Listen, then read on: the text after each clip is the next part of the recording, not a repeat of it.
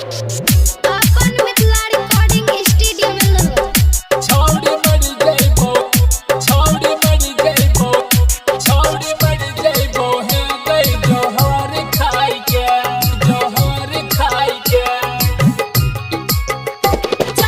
Music director DJ Nitish राज मंगरा नवादा।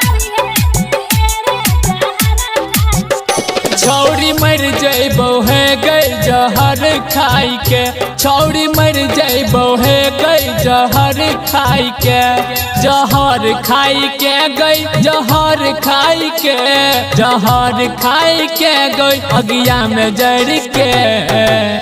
छोरा मरिए नहेरे जहर खाई के, छोरा मरिए नहेरे जहर खाई के, जहर खाई के रे जहर खाई के, जहर खाई के रे अगिया में जल के। छोरा मरिए नहेरे जहर खाई के, हमर गलती की दै छी अगिया में जल के। डीजे नीतीश छौड़ी मर जइबो, छौड़ी मर जइबो, छौड़ी मर जइबो हे गई जोहर। अभी आप सुन रहे हैं चेहरा खेरा खगड़िया से अभय देहाती एंटरटेनमेंट की शानदार प्रस्तुति।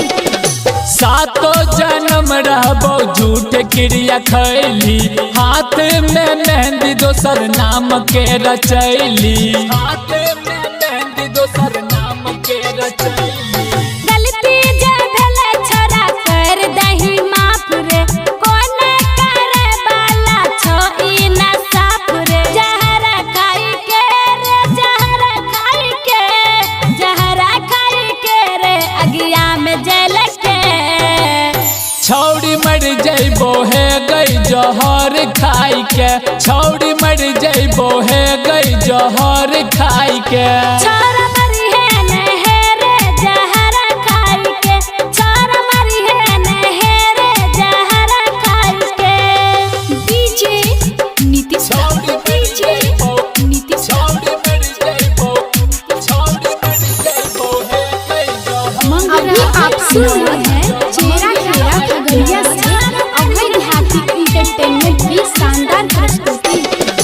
तोरा से दूर होय के लाग छै ने मन गे, ससुरा में जाय के खुश रही है हमर जान गे, ससुरा में जाय के खुश रही है हमर जान गे।